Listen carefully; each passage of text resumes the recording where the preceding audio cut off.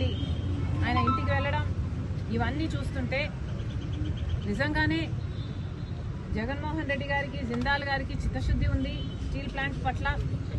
ఇక వేగంగా steel plant కట్టేస్తారు, పూర్తయిపోతుంది అని అందరం అనుకున్నాం. కానీ అసలు విషయం జిందాల్ గారు, జగన్ గారు ఇద్దరూ కలిసి కాదంబరి అనే ఒక మహిళని ఎలా కట్టడి చేయాలి అని స్కీములు వేసుకున్నారు అని ఇప్పుడు అర్థమవుతుంది. మామూలు స్కీములు కాదు, ప్లాన్లు కాదు, మాస్టర్ ప్లాన్. ఒక ఆడదాన్ని ఒక్కదాన్ని చేసి స్కీములు వేసి మాస్టర్ ప్లాన్లు వేసి ఆమెను తొక్కడానికి చూశారు.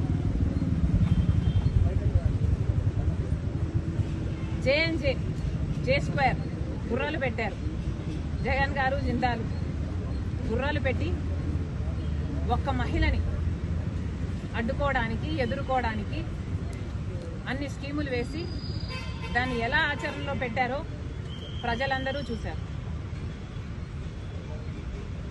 మీకున్న బుర్రలు, మీకున్న మెదడు, మీ స్కీమ్లు అన్ని కడప స్టీల్ ఫ్యాక్టరీ కోసం పెట్టునుంటే కనీసం కడప స్టీల్ ఫ్యాక్టరీ పూర్తయిపోవు నీ పాటు.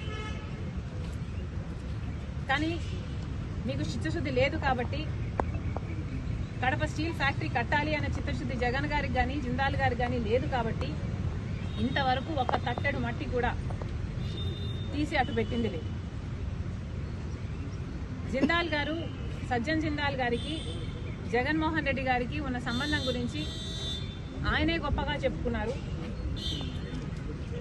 అది నిజం కాబట్టే జగన్మోహన్ రెడ్డి గారు జిందాల్ గారికి ఒక కడప స్టీల్ ఫ్యాక్టరీలోని 3,500 ఎకరాలు ఇవ్వడమే కాకుండా రాష్ట్రంలో వివిధ ప్రాంతాల్లో ఉన్న మైన్స్ అయితేనేమి, ప్రాజెక్ట్స్ అయితేనేమి ఇవన్నీ కూడా కట్టబెట్టడం జరిగింది. ఎందుకు అని అడుగుతున్నా. జిందాల్ గారు మన రాష్ట్రానికి ఏం చేశారు కాబట్టి జగన్మోహన్ రెడ్డి గారు ప్రభుత్వ ఆస్తులను కట్టబెట్టారో సమాధానం చెప్పాలి. ఈ డీల్స్ వల్ల జిందాల్ వాళ్ళు జగన్మోహన్ రెడ్డి గారికి ఏమిచ్చారో తెలియదు, కానీ రాష్ట్రానికి మాత్రం ఒరిగింది ఏమీ లేదు. ఈ రోజు వరకు కూడా కడప స్టీల్ ఫ్యాక్టరీకి సంబంధించిన 3,500 ఎకరాలు జిందాల్ వాళ్ళ చేతుల్లో ఉంది. కానీ ఇంతవరకు ₹1 ఖర్చు పెట్టింది లేదు. ఆ ప్రాజెక్టు ప్రారంభించింది లేదు. ఈ రోజు వరకు కూడా రాళ్ళు రప్పలే కనిపిస్తాయి. ఒక ఎడారిలాగా ఉంది ఆ ప్రాంతం. మరి వీళ్ళకి చిత్తశుద్ధి ఉంది అని ఎలా చెప్పుకోగలుగుతున్నారు?